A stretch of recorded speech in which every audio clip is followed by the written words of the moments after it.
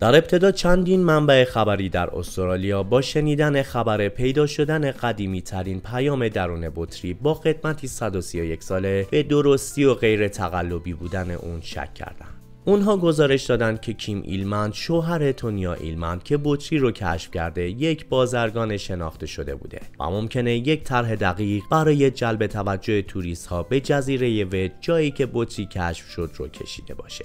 مخصوصا اینکه اکثر مردم بر این باورن که چنین اشیای قدیمی پس از گذشت سالها بسیار کهنه، خراب و حتی نابود میشند و به این صورت باقی نمیمونن. حتی کیم ایلمند هم به این موضوع اذعان کرده. بنابراین در این ویدیو از تخت سیاه به بررسی موضوع خبر این پیام میپردازیم. پس تا آخر ویدیو همراه ما باشید.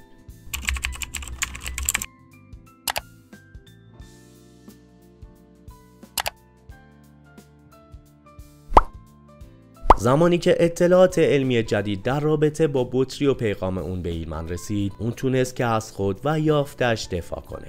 اون به خبرگزاری لایف ساینس در یک ایمیل نوشت: هنگامی که شما به شواهدی نگاه میکنید که موزه و 2 آژانس ملی آلمانی قادر به پیدا کردن اونها بودن، مشخص میشه که این یافته واقعیه. مطمئناً رکورد جهانی گینس هم این چنین فکر میکنه. در روز پنجشنبه اونها اعلام کردند که کشف همسرم به طور رسمی قدیمی ترین پیام درون بطری ثبت شده در گینسه.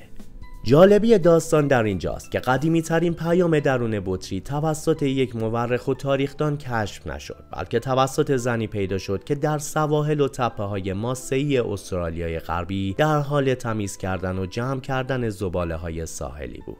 داستان اینطوری شروع میشه که تونیا ایلمند ساکن پرت در روز 21 ماه ژانویه بطری قهوه‌ای رنگی رو در سمت شمال جزیره از بین ماسه ها بیرون کشید. در اون لحظه بطری برای 131 سال و 223 روز از دست انسان دور مونده بود. بر اساس وبسایت شوهر اون که چگونگی پیدا کردن این بطری رو توصیف کرده، در 12 ژوئن سال 1886 بطری حاوی پیام از یک کشتی آلمانی به دریا پرتاب شده. این زن و شوهر در بیانیه‌ای در سایت گفتن این رویداد قابل توجه ترین اتفاق در زندگی من بوده. اون در ادامه نوشته: فکر کردن به این موضوع که این بطری برای نزدیک به 132 سال به دست هیچ انسانی نیفتاده و با وجود عناصری تخریبگر همچنان سالم باقی مونده، هنوز من رو تکون میده. کشتی که بطری از اون به آب انداخته شده جزو اسرارآمیزترین کشتی‌هاییه که در دریا غرق شده. خانم ایلمند در کنار ساحل و در نزدیکی ماشین پسرش در لای ماسه ها این بطری رو پیدا کرده. این خانم بیان کرده که با وجود علاقش به جمع آوری زباله‌های ساحلی و دور انداختن اونها، ترجیح داده که این بطری رو دور نندازه. اون با خودش فکر کرده که بطری هنوز سالم و بسیار زیباست و بهتره اون رو پیش خودش نگه داره. بنابراین این بطری رو در قفسه کتابخانه خود برای دکور و تزیین نگه داشته.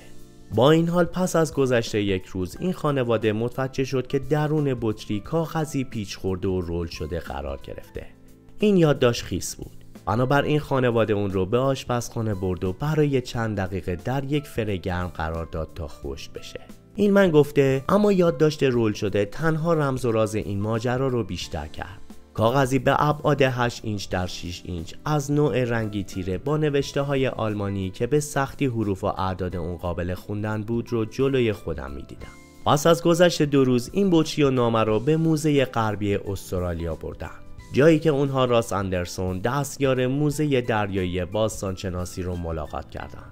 در نهایت پس از تک و پوی زیاد و به کمک موزه دریایی استرالیای غربی، سازمان دریایی و اقیانوسشناسی فدرال آلمان و سازمان هواشناسی و آب و هوای آلمان، خانواده ایلمند به تاریخ طولانی این یادداشت پی بردند.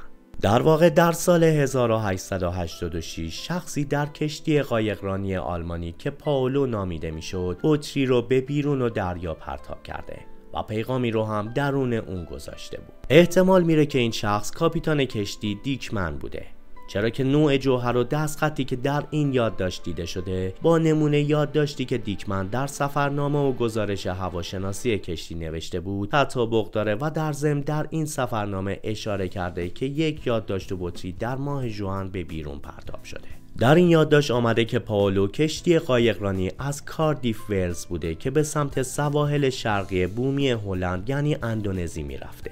به گفته اونچه در وبسایت اومده، علاوه بر این ارز جغرافیایی که در یادداشت نوشته شده با ارز جغرافیایی که در دفتر گزارشات روزانه کشتی پائولو اومده کاملا هماهنگه.